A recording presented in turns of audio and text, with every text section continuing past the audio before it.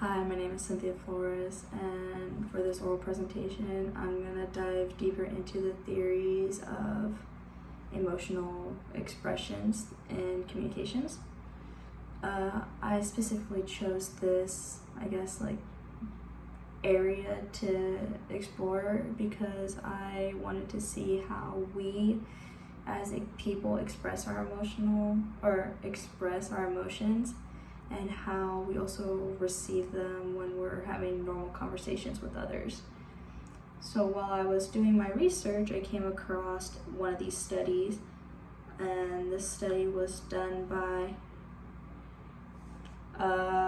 Peralta, Saldanha, and Lopez, and their theory paper was called Emotional Expressions at Work: The Effects of Strategically Expressing Anger and Positive Emotion in the Context of Ongoing Relationships. So in this paper, the overall theory was strategically expressing emotion.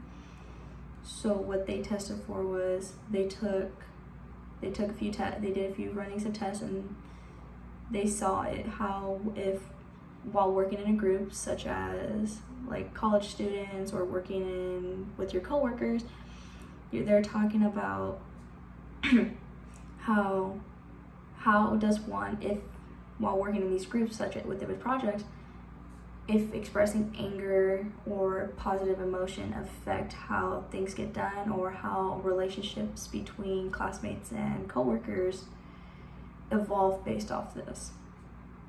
So they wanted to see because when some of the prior studies before this was that they found that expressing emotion angrily or positively can actually lead to negative effects.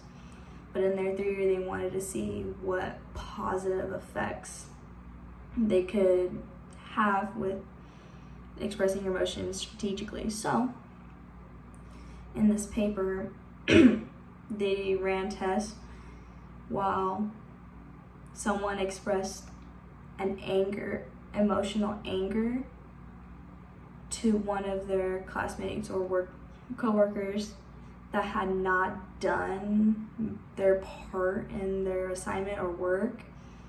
So this anger emotion that they expressed to that person that was lacking, in turn created a kickstart effect for that person that wasn't doing their job. So instead of kind of just sitting there and just not saying anything while expressing this type of anger, they strategically express their anger so that this person can start doing the work. Same goes with positive reinforcement, making sure that you're letting know your coworkers and your classmates are doing a good job is going to keep them motivated to keep doing what you want to do, which in the end goal is to get your assignment or your paper in with your coworkers on the correct deadline, instead of it being pushed back or postponed because one part wasn't done. But while going over this, there was a little bit of flaws and everything. We do understand that not everything is going to be in a structural test setting like theirs was. And also, we as humans express more than just positive and angry emotions when we are doing things. Sometimes some people experience frustration, which is a different type of form of anger, but it is a different emotion. Or some people express sadness because they're or anxiety because this thing needs to get done at a certain time. So they realized that the study has to be conducted a little bit further with maybe more emotions, and also the different settings it could be taken in, because in this, it's through work, it's through group projects, and sometimes when you need to strategically express your emotions, it could just be in a casual conversation with someone, such as your roommate or your mom, your brother, about a scenario within maybe a household. And that's not a group project. Sometimes that's an individual, a parent would express maybe sadness or disappointment in their child for maybe disobeying the rules or trust that they used to have. And that can just be a normal conversation within the household or at a dinner table or something. So that's a bit of the flaws. But within this, I do see that there is great potential in understanding how we as people are affected by emotional expression. You as the center of this emotion can strategically pry or place how somebody does something or affect the way someone does something so that it can benefit you.